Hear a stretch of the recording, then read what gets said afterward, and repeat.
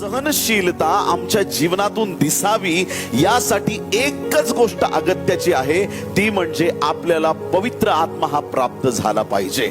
तुमच्या कानावर जेव्हा येईल की कोणी तुमची निंदा केली, तुम्ही इतका आनंदात प्रभूला धन्यवाद द्याल की देवा, त्यांचा वेळ निंदेत चाललाय, माझी वेळ तुझी आराधना, तुझी स्तुती, तुझी प्रार्थना, तुझं वचन, तुझं सामर्थ्य, तुझी कृपादृष्टी हे बोलण्यात आणि ह्याचं गौरव करण्यात, तुझं नाव उंचावण्यात माझा वेळ चाललाय. प्रभू तुला धन्यवाद, प्रभू तुला धन्यवाद, प्रभू तुला धन्यवाद.